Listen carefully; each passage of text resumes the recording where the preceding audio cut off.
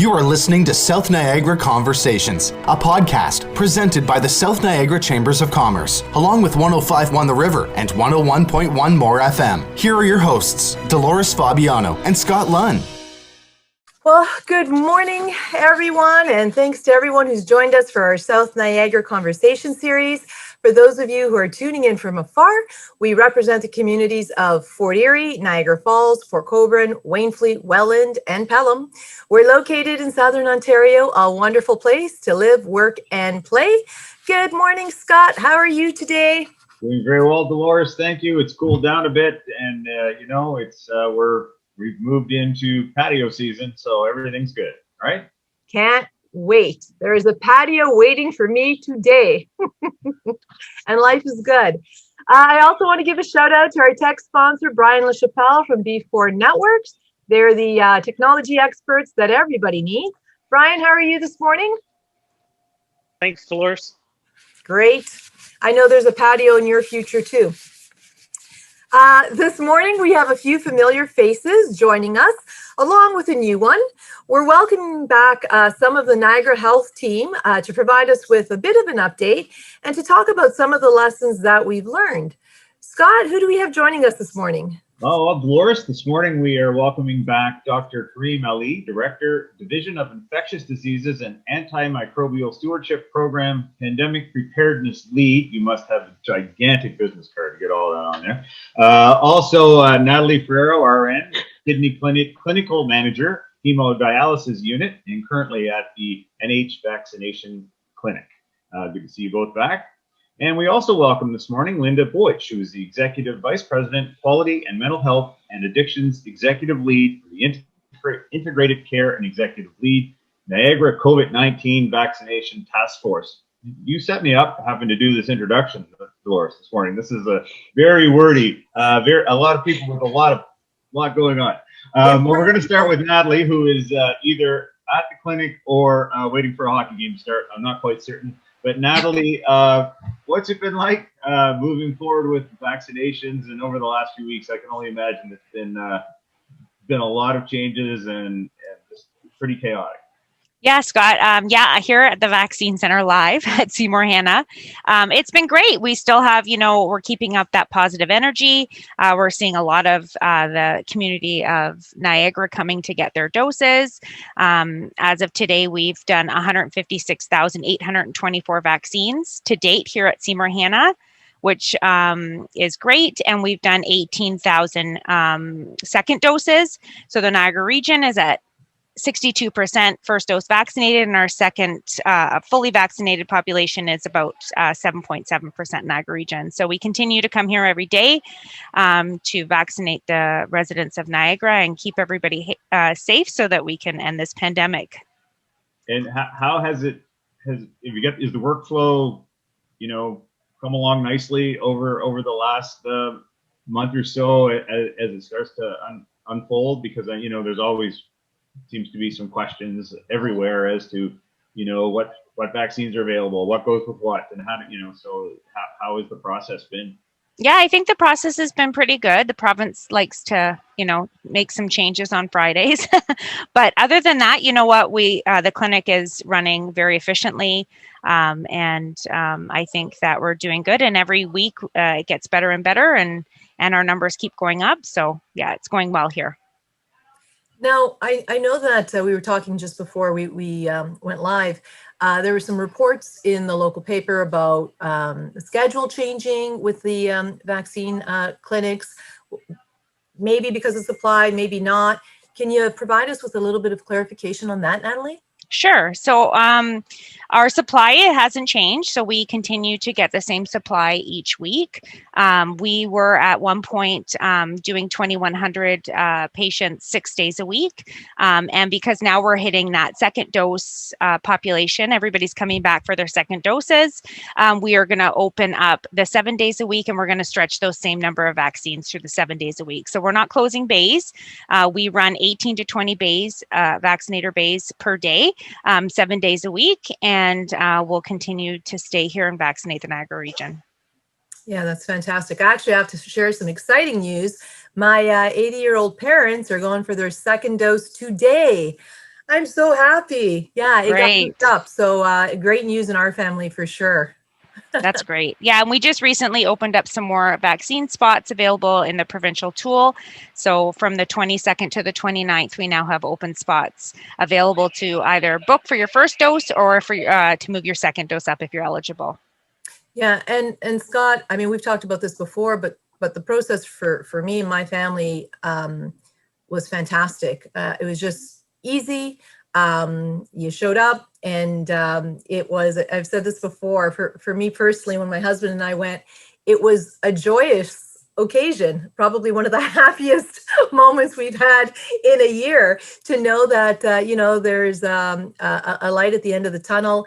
And when we came out, you know, we had the Port Colborne firefighters out there, and they were high-fiving us and giving everybody a bottle of hand sanitizer. And it just was a real, sounds so strange, you know, but a feel-good moment. Scott, you had a similar experience? Yeah, it was super easy, and you know, I was contacted by a clinic and went and had it done, and now I've set up for my second one, which was, it goes so quick. The thing that everybody says is how fast it is. Like, you kind of wait for the needle, but then you don't even know what happened. It's I don't know why. If there's something special about this vaccine that is quicker than others, or what, but no, it's super easy process, and I just don't know why we don't have the free beer like they do in the US to motivate us. But, you know, outside of that, it's awesome. Ketchup chips. Yeah. Well, yeah, that's great. I'm down with that. Or a G&T. I mean, it's patio Exactly. season, they say. Dr. Ali, so the last time you were with us, I think that day we were awaiting an announcement from the provincial government around the third wave and some of the restrictions.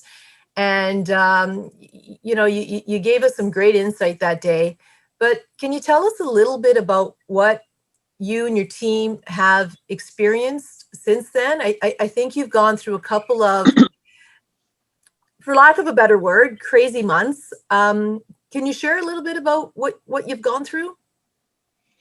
Yeah. You know, it was quite an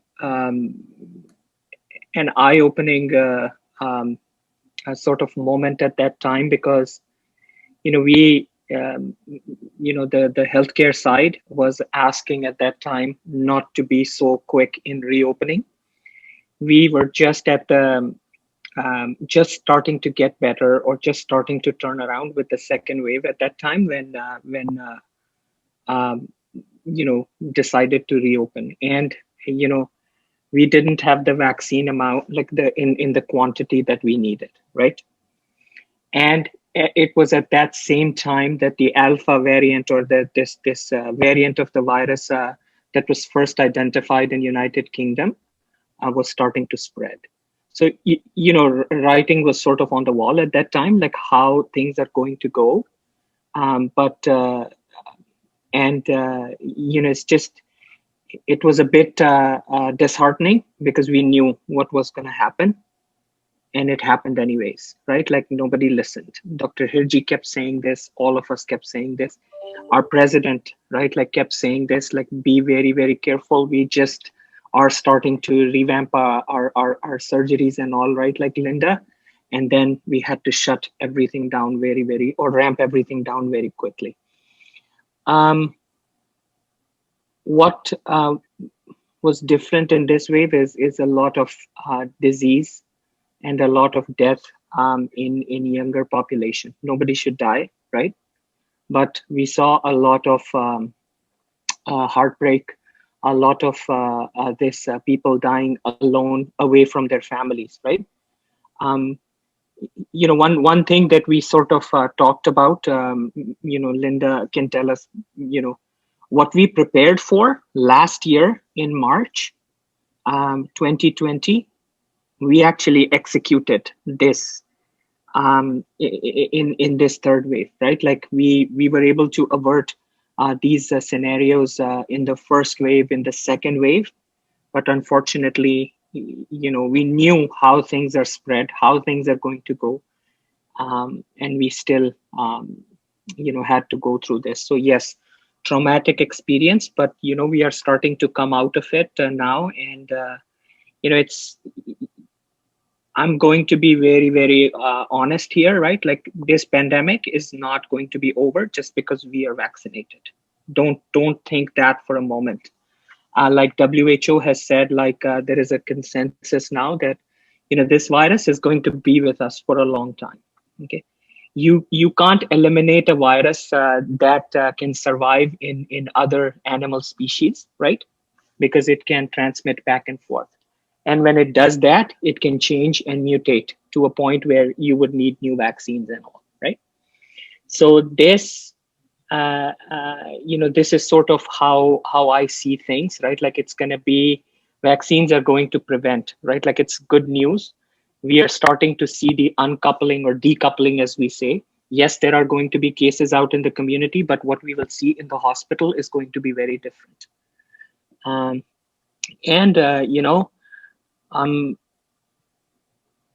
COVID anywhere in the world is going to be eventually COVID everywhere, right? Like, it's just, that's the way these things work. It'll spread, but I'm hopeful, and there is, as you said, the light at the end of the tunnel, and this is good. We should rejoice. We should enjoy this, but don't. Like, the public health measures are still in place. We have to follow them. Yeah, and it's a real, I wouldn't want to be a political leader now for anything, because, you make decisions today based on the information that you have today, and that information changes so quickly. And so the response has to change so quickly. And it's easy for us to criticize that, but there has to be some understanding. Yeah, it's, yeah, I'm almost without words, Scott.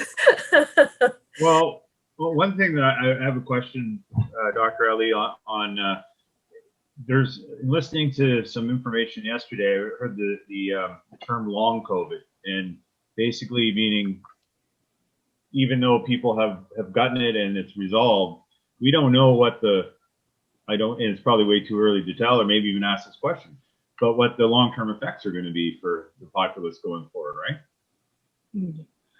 This is actually an excellent question. Yes. This is why we keep telling people this is not just the flu, right? How people tell you, right? Like, oh, it's just the flu, you're going to be better. In one study from United Kingdom, what they saw was about 75% of people had at least one debilitating symptom at least 6 to 8 months out of their acute phase. So that included things like brain fog, that included things like, fatigue, memory issues, lack of energy, right? And the thing is, you got to understand, people who we treat in the hospital with, with medications, steroids and all, that saved their lives, literally, right? Like, that was different this time. Some medications saving their lives. They can have, they can cause muscle weakness and all. Being on the ventilator for a while, right? Like, so this time around in third wave, we had young people very, very sick, right? Like, because that's when your immune system fights back, and it really fights back, and it can kill, it can cause a lot of damage to your own body. Those consequences of COVID, we are just starting to understand. And, we are, Niagara Health, we are lucky that our intensive care lead, Dr. Jennifer Sang, and our chief of medicine, Dr. Lorraine Jensen, and Harpreet Bassi, right? They are working together, with the ministry and all, to establish a post-COVID or long COVID clinic eventually. There is some work being done at University of Toronto right now, because we are just learning about this, right? Like, this is so new. Like, how can we help people with this? Yeah, and Linda, I just want to get to you a little bit. Based on what Dr. Ali is saying, on what the experience has been the last 15 months now, what are some of the takeaways that we need to look at, like, right now?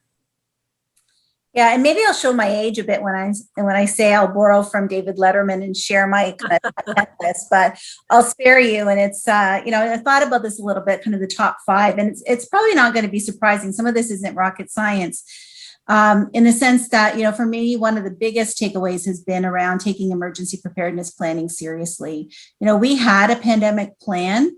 But it was just that. It was a plan. It was on paper, and it really didn't have the depth and the broad awareness and understanding across the organization of what it meant.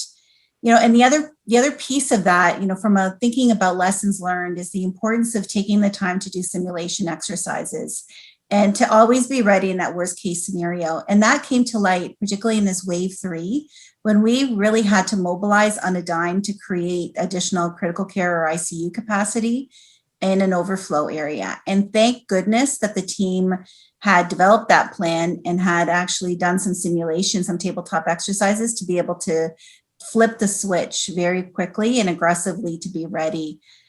And, for, again, another big takeaway for me is that part of emergency preparedness means that crisis planning needs to be part of an organizational culture.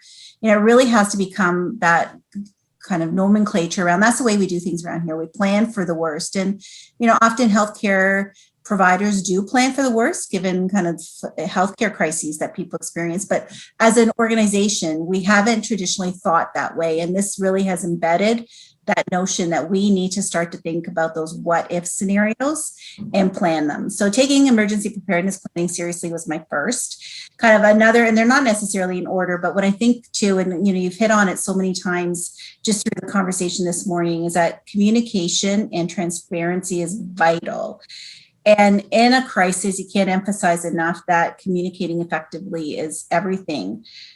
At times, even internally, when I reflect, we were communicating from a fire hose. We were blasting messages continuously about changes in PPE, changes in service delivery, trying to keep people as up to date as possible on, the current, the emerging evidence. And I'm certain that there were times that people said, what, we're not communicating enough, that people felt they were in the dark. And I think other times they were saying it's just way too much, and we were saturating them. So, really that simple current messaging is important. But a part of transparency is saying, we don't know. And telling people, what, we don't know yet. So as soon as we know, we'll let you know.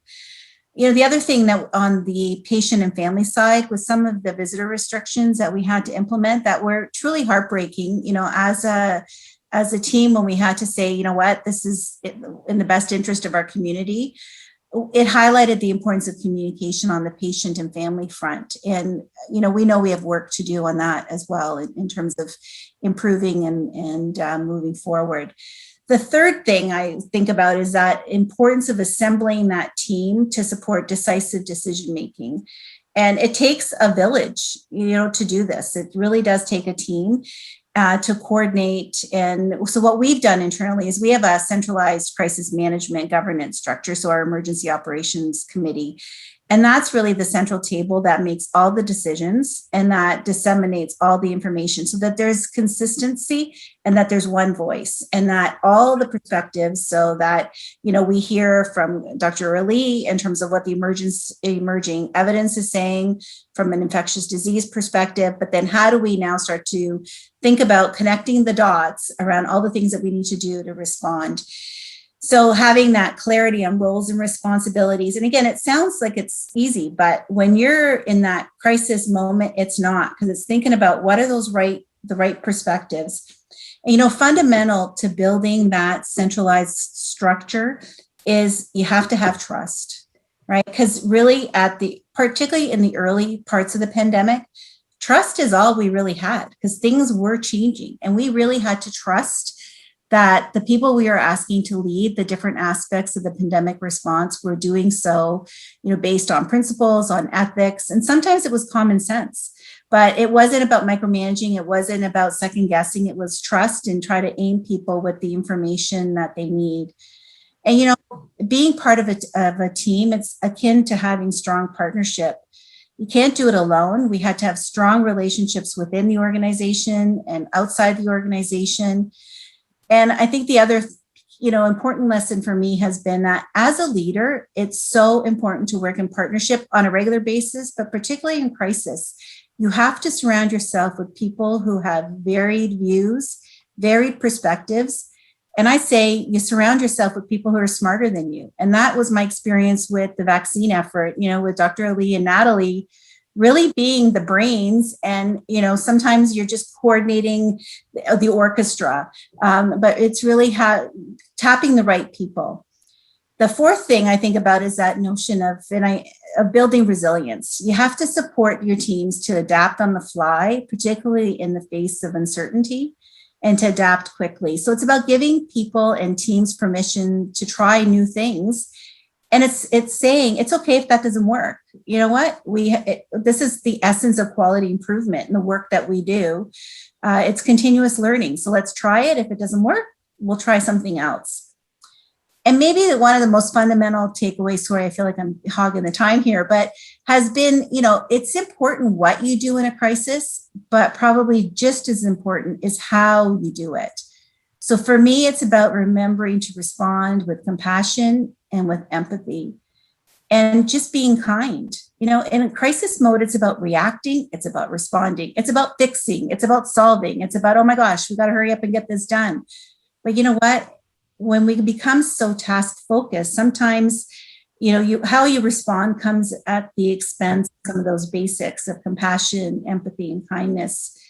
And it's so important that we don't forget that, so that we, the action mode doesn't take over the kindness mode, so that we respond that, people around us are scared, they're unsure. And how we do it is just as important. Then I'll cheat and I'll add just a quick sixth one, because I said I was going to keep it to 5. But, particularly in a crisis, we have to remember that self-care is not self-indulgence. And no one has been immune to this pandemic at home, at work, in our community. People are tired, have given so much of themselves. And the importance of encouraging people to ask for help and ask for support can't be understated. So I'm sorry that it took so much space, so much time. Again, I think sometimes these are some Captain Obvious perspectives and statements, but they're so fundamental to how we do our work as an organization. You could talk about, lessons learned around infection control and around having the right physical built environment. And those are somewhat easier to fix than some of these other, more non-tangible things.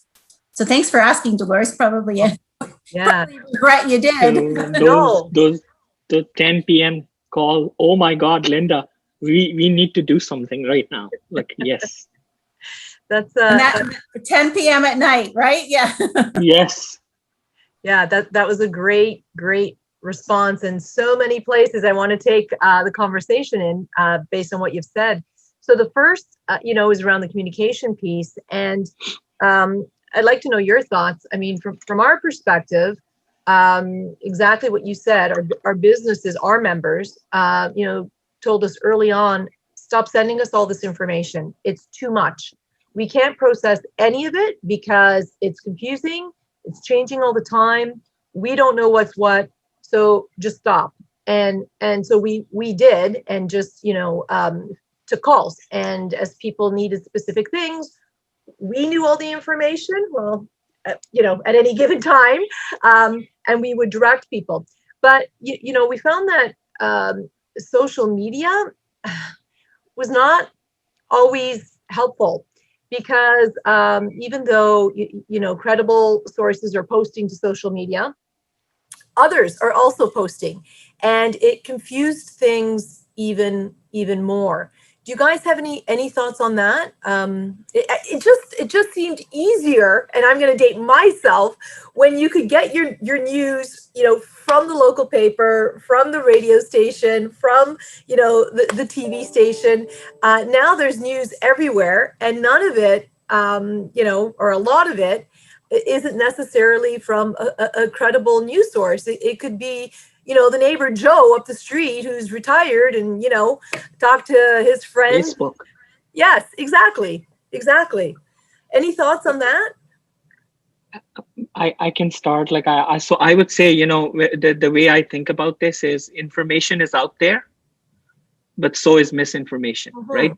I have not been aware that there are so many infectious disease, microbiology, infection control, mental health, pediatric, business experts out there. I had no idea until this pandemic started. Right. I'm like, oh, I thought I was the lonely one, right? Like oh, ID, we have to understand, right? Like misinformation, it spreads much more quickly, right?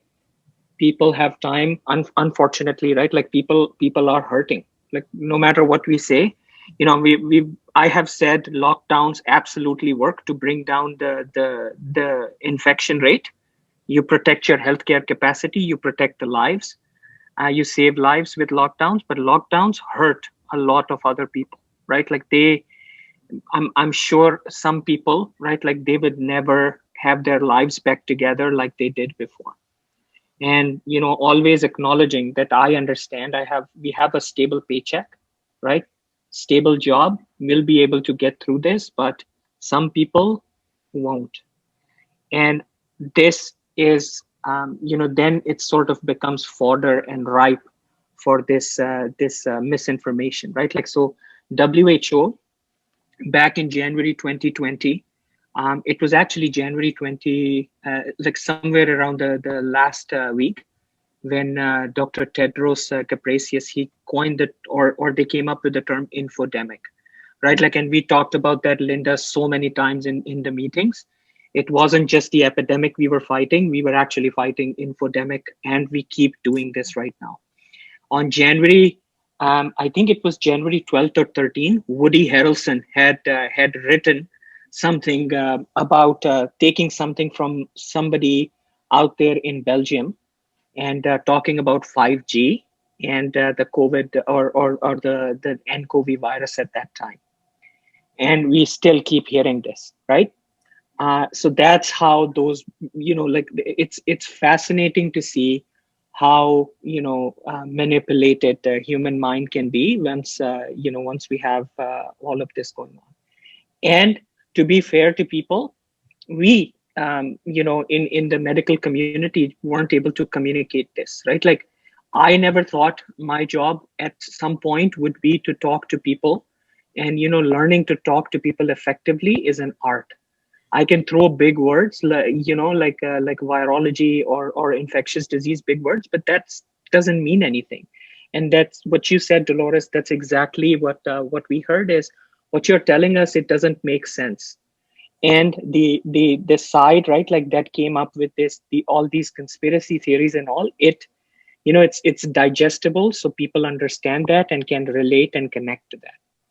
And it just becomes, our job then becomes, we have to focus on effective communication. And I think we eventually learned, right, like on the fly, and, communicating the fact that this is a pandemic, this is unprecedented. We just, sometimes we don't have the answer. So don't make up the answer, just say it. I have no idea how things are going to go. How about, we look at it that way. And in so many meetings, Natalie knows, Linda knows, we were like, this is something we just have to, do an environmental scan, figure out. We just don't have this info right now. Yeah, and you know what, I'll say that I think you've done a really good job at communicating, because this is the second time you've joined us, and you really you break it down into bites that we can digest, and so I think you're doing a great job. So you've learned to use Linda. I guess that's Linda. Linda is like, used to keep saying English, Karim, English. So eventually, yeah. Well, it's good. Natalie, Linda, do you have any thoughts on the communication piece? It's okay if you don't. No, okay. So the other thing. Oh, yes, Linda. No, I don't want to repeat it. I think Karim's right on, and I think it is to your point too, Dolores. We just didn't, we didn't know, and sometimes if you try to fill the void by communicating, and it's not helpful, right? So it's that notion of saying we don't know yet, so just hang tight. And sometimes that's frustrating for people, but I think that, you know, you need to minimize the noise at times because people also need a break from it. Yeah. As much as there was too much information, we couldn't help ourselves. You know, I mean, that was what was happening in our worlds and affected every aspect of our world. And so, you know, I myself, you know, the news was on 24/7, and eventually for my own mental health, I had to stop. And I did, and I feel much better. But, you know, you want to know, but you don't want to know. And it's just strange, very strange. Yeah, in our world, we wanted to know because we wanted to make sure we were keeping our staff, our physicians, and our patients safe. So that was part of, you know, we needed the information as quickly as we could get it so we could pivot and make sure that we were deploying. Because I will never forget, it was Easter weekend last year when the news came about going to universal masking for everybody in the building. And it was literally on that weekend. And the joke in our world is it always happens on a Friday. You know, that we need to deploy and implement this massive strategy. And it's constantly like that. But again, that's the part of being in a crisis. You have to be ready at the moment, and you have to trust that you pull together that right group of people that are going to know how to help make it happen. And so far, you know, we've done, I think, a pretty good job at that. And if this ever happens again, there's lots of ways that, you know, we've learned about leveraging people to help make things happen. Yeah. Well, you know what? I was going to go in a different direction, but you said something that I want to know more about. What are your thoughts on the masks moving forward? Are they going to be with us for a while? Dr. Ali is shaking his head. Natalie is shaking her head. All right, tell us. I think in the hierarchy of things, right? Like Linda said, you know, the first ever time we talked about this was January 27th, right, Linda? Like when we put together the EOC January 27, 2020. I would never forget it because somehow it happened. Like I kept bugging Linda. I kept on Linda, Derek, and Dr. Villion on the weekend. We need to do something. Because on January 26th was it when Sunnybrook patient had first presented. And then January 27th was a Monday, and we had our first ever EOC meeting. And, you know, we were presenting at that time, and the pager going on because we had our first person under investigation. It just happened that way. At that time, I remember, like I still have that slide deck saved, where I had said constant PPE, like mask wearing, hasn't shown any benefit before, right? So we just, like, this is not something you can't just walk around in PPE. Look how far we have come, and this is the beauty, right? Like, this is what I see. You always want to listen to people who are willing to change their viewpoint and willing to listen to evidence, and not rigid where, you know, I'm just not going to change my mind about this, right? Like I won't talk. In the hierarchy of prevention or these non-pharmaceutical measures that we have right now in terms of pandemic control, I think masks would be the last one to go. They are going to be, and, you know, even if the government says the mask mandates are off, I think people won't be comfortable just taking it off yet. We are not only talking about the COVID virus, right? Like we are also talking about other viruses that have essentially been, we haven't seen flu, right? Like it's just not there. So how does this happen moving forward? Do we wear a mask every time, you know, during the flu season? Like how do we do this? It's just, only time will tell. But you know, US would be a good example for us to look at, right? Like where mask mandates are being lifted, or some states have gone the other way where they have actually said mask mandates would maybe illegal. Like, so how does disease spread continue there? Like we want to see that. Mm-hmm, mm-hmm. You make a good point, because I cannot imagine, I mean, it's a habit, right? We've got this new habit where when you go out, you put on a mask and you don't even think about it anymore. And I don't think that, you know, if they said, okay, you don't need to wear your mask starting today, They didn't say that. I'm just throwing it out there. I don't think that I could go to a grocery store and not put on my mask. I would just not feel comfortable doing that. So I think you're right on the money. It's habits that are just not going to go away overnight. And yeah, maybe during flu season, that's the right thing to do. I don't know. It's a collective traumatic experience we have gone through, right? Like, so it's going to be like, this is always going to be our safe place for a while. Yeah. And I want us to understand, like, we have a large population in Ontario, in Canada overall, that haven't received their second dose.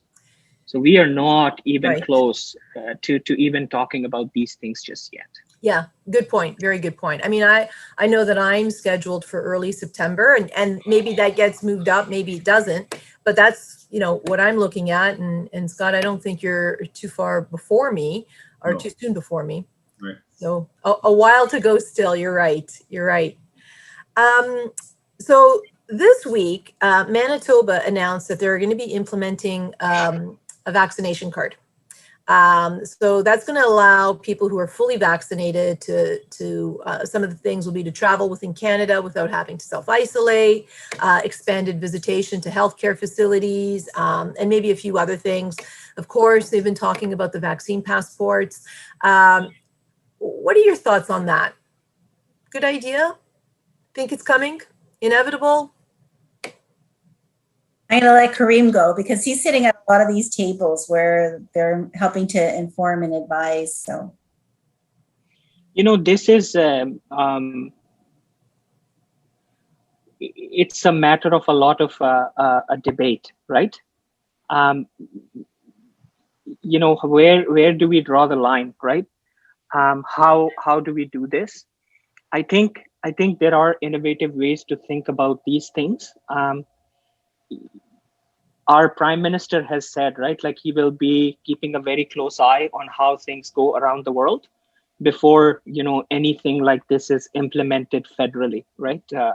And, we kind of do understand the point too. Just because you are going to be vaccinated doesn't mean you can't catch it. Doesn't mean there can be a new variant and all, right? Like there will always be some amount of risk, okay? There are people who won't get the vaccine. There are people who cannot get the vaccine. Although these vaccines are so safe that, we like what we would eventually see is people just not getting the vaccine, right? In those situations, right, like the way it has been thought of is, you provide them with an opportunity. You have to make a choice, right? That, not responding to it is not an option. Like you have to say, yes, I'm vaccinated or not. And if you're not vaccinated, what's the reason?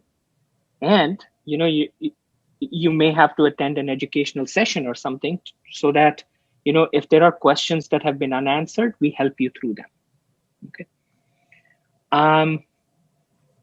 Vaccine passports have been used for infectious diseases for a long time. Right, like yellow fever is the best example because this is how we have contained or eliminated yellow fever from North America, right? There are endemic regions for yellow fever around the world, South America, and especially Africa and all, where you do need evidence of yellow fever vaccine before you travel or, get out of there or something. How is this going to apply with this COVID, with our current pandemic? This is uncharted territory again, right? Like this, then goes into this charter of like our freedoms and our, like public health, right? Like what's important. My personal view, if there is, like people having a choice is more than enough, right? Like you can show that, yes, I haven't been vaccinated. Yes, I have been vaccinated, but I hope, and I don't think Canada will ever be punitive against people who are not vaccinated. Yes, there has to be certain public health measures. They may be treated a bit differently, but that is to keep the population safe. Yeah. Yeah. And That's so a very roundabout way of saying I have no idea how this is going to go. and that's okay. I can respect that. So they're saying that here in Canada, approximately 25% of our population is vaccine hesitant, I guess is the term that they're using. And I know that in the States, they've come up with some really interesting ways of encouraging vaccine hesitant people to get the vaccine. So some of the things, they're doing lotteries for scholarships, 4-year scholarships to universities, handing out beer. They're doing a lot of different things. Maybe Natalie, is there anything that we could do, should do to encourage, inform, just connect with that portion of the population that still is hesitant to get the vaccine? I think here in the Niagara region, we haven't seen that quite yet. We're still at that race to everybody to get here and get their vaccine. I'm hoping that we won't see that here in Niagara to that volume. I'm hoping that by the more people getting vaccinated, seeing that people feel okay after their vaccine, there's no symptoms. A lot of people are double vaccinated, and understanding the importance of the vaccine, not only for yourself, but for your loved ones, and sending our kids back to school and all those kinds of things, that we won't see that high percentage of vaccine hesitancy. And also, I think just, informing them of the importance of the vaccine, and that a vaccine like these have been around for a long period of time. And I think, again, really focusing that you can't always believe everything you hear in the news, and that you need to make informed decisions by doing your own research and giving them reputable websites to do that research, and not going to Dr. Google, because I think it's really important for people like us who are in this health field to, do things like this, podcasts and newspaper articles and interviews, to help educate the population on the true facts of the importance of the vaccine and the safety of the vaccine. Yeah, that's a great answer. Great answer. Linda, I'm going to come back to you, because this pandemic has really shown us the importance of having, good, up-to-date medical facilities, equipment, and adequate staffing.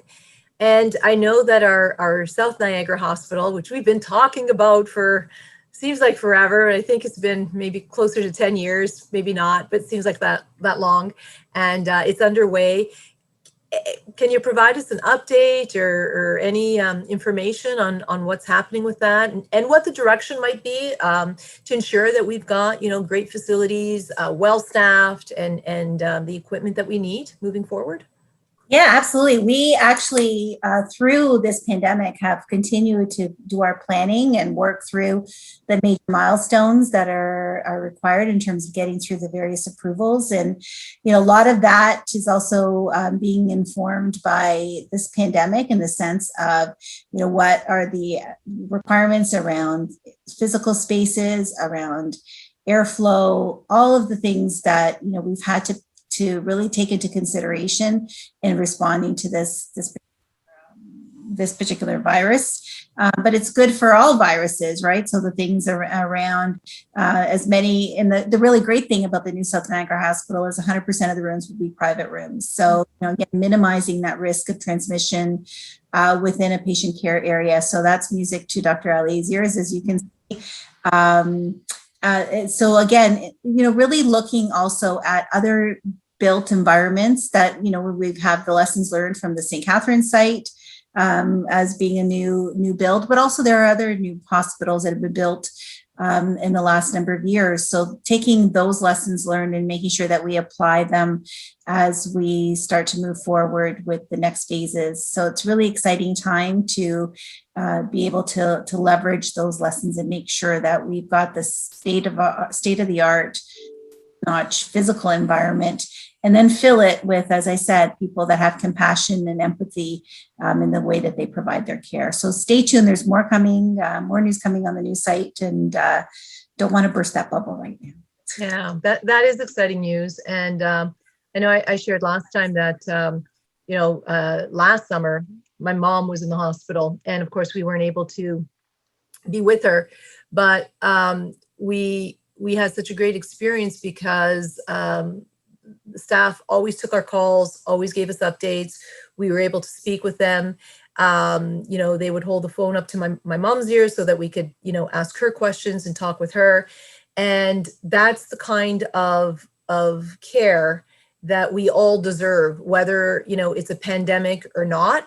And I think you can only provide that kind of care if you have enough people there to do it. So that's great news. And I'm happy with that. Scott, another fantastic conversation.